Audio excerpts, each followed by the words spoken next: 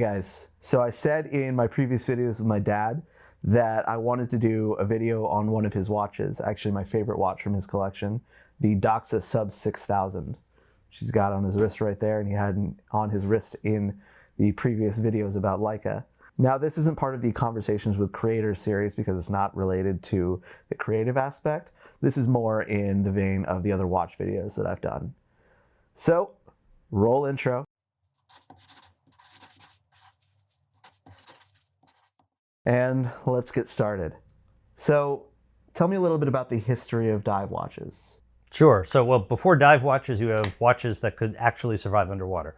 And that goes back to the early part of the 1900s with Rolex and its oyster case.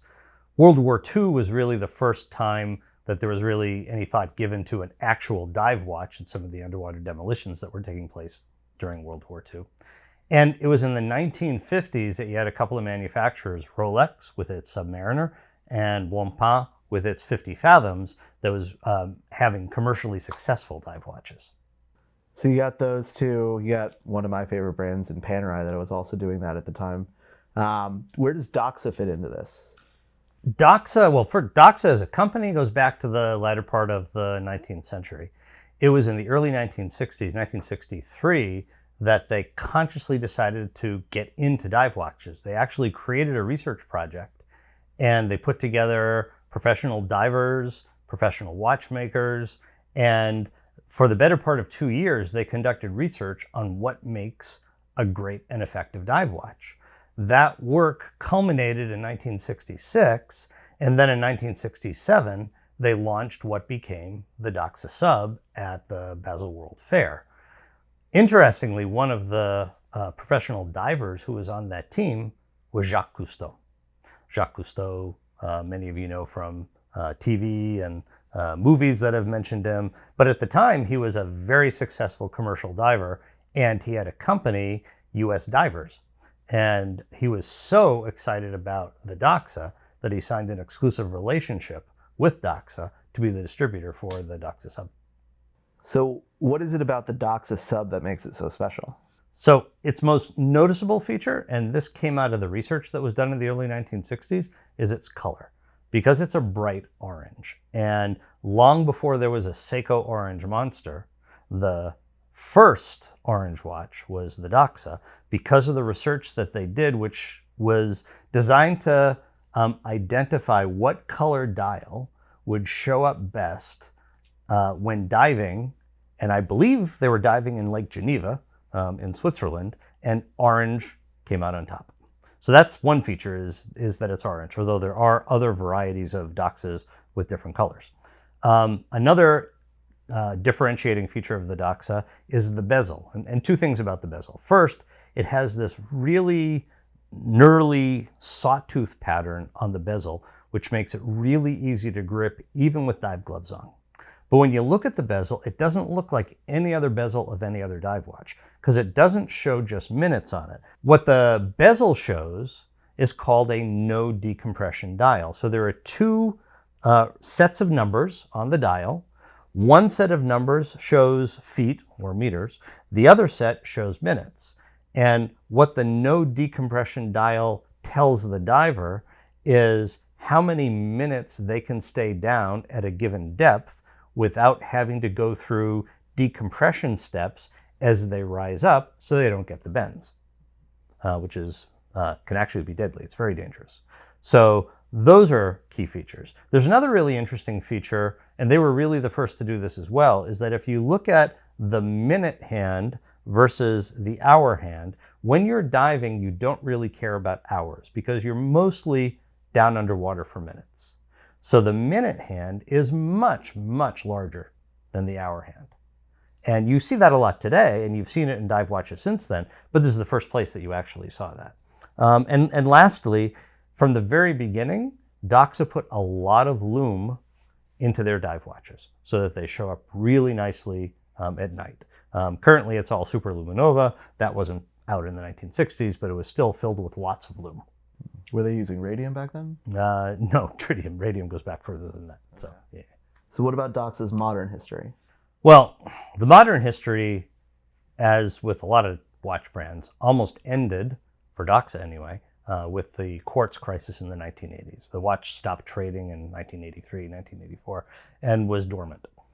And would have stayed that way, except for a former Microsoft employee, early Microsoft employee, who had cashed out his shares and wanted to revive some old watch brands. And he was a fan of dive watches, and he came across Doxa and the Sub.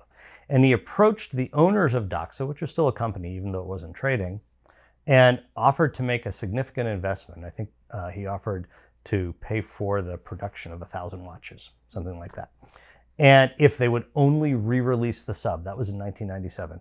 It took 3 or 4 years, but by 2001, they relaunched the Doxa Sub 300. And it actually started to do very well. And what was interesting about it is that in the relaunched company, there were no dealers, no stores. It was an e-commerce only company, only sold on the internet, as early as the 2000s. And I know that there's an interesting literary tie-in that you're very fond of as well. Yes, and actually, depending on who you talk to, this had at least a small amount, if not a large amount, to do with the modern success of Doxa. So Clive Cussler, who is a very famous author, known most for the Dirk Pitt series. He was, actually he was an advertising director at a large LA ad agency in the 1960s, and he wanted to be a novelist. So he gave up his job, started writing his first novel. This is like 1964. He needed to make a little bit of money, so he got a job in a dive shop in Southern California and worked in that dive shop for the better part of 4 years while working on that novel. He finished the novel in 1969 and decided it was time to quit the dive shop. And the manager of the dive shop gave him as a going away present a Doxa, because remember, the U.S. divers had the exclusive relationship with Doxa, so it was found in dive shops. So they gave him a Doxa, and that Doxa became an inspiration for Clive Cussler. And as Dirk Pitt became his primary protagonist in his books, he gave Dirk Pitt a Doxa. So in every Dirk Pitt book since then, at least in one point in the book, you hear him say, and Dirk Pitt looked at his orange-faced Doxa. And Clive Cussler has sold hundreds of millions of books. 2 movies, Raise the Titanic and Sahara, came from Clive Cussler books. And the buzz around that, there was even a Dirk Pitt special edition Doxa Sub that came out in the 2000s, and really did have something to do with the resurgence of Doxa and the Sub. All right, so your specific reference, the Doxa Sub 6000, tell me about that. So, well, first, from the original Doxa Sub, which was the Doxa Sub 300 meters, there were several variants over the years until 2013, 2014, 2015. There was a Sub 600, Sub 750, Sub 1200, and those all had primarily greater depth ratings and a few additional features over time. And the Doxa user community had requested a number of features over the years, and Doxa gathered all of those and decided to create a watch to meet some of these needs. And some of the things that Doxa users had wanted, they wanted a slightly larger watch, a little beefier. The bracelet that's on most Doxas is known as it's called the bead of rice bracelet, and because it looks like little beads of rice inside in the inner part of the bracelet. And it's a little bit on the flimsy side, so users wanted a beefier bracelet. They wanted the bracelet to screw into the case. They wanted more lume so that it would stay brighter at night, and they wanted even greater depth rating. So they came out with the Sub 5000T. So the 5000 was good for 5,000 feet. The other thing is this was the first Doxa measured in feet in this case, rather than in meters, as all the other ones have been. So you had the Sub 5000 that came out, and then in 2016 they came out with the Sub 6000, which is the one that I bought. And I had a choice when I was buying it. Did I want a slightly more traditionally designed Doxa? Most Doxas have a particular look with a dial that's broken into 4 quadrants, and they have painted on indices and painted on lume. To get the greater lume in the 5000 and the 6000, the indices are actually applied and they're filled with a lot of superluminova.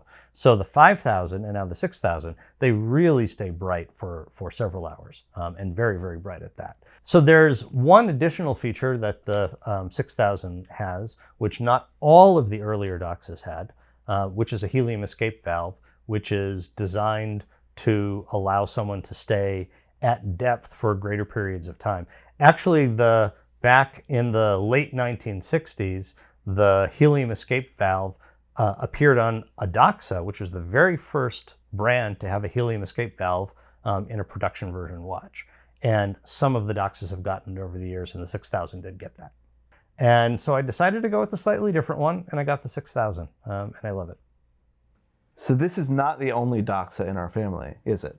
No, it's not. So I decided for our 30th anniversary, which we were scheduled to spend in Rome, to get matching Doxas for us. My wife has very small wrists, and so I couldn't get her to the 6000, which is 45 millimeters, but actually wears even bigger than 45 millimeters.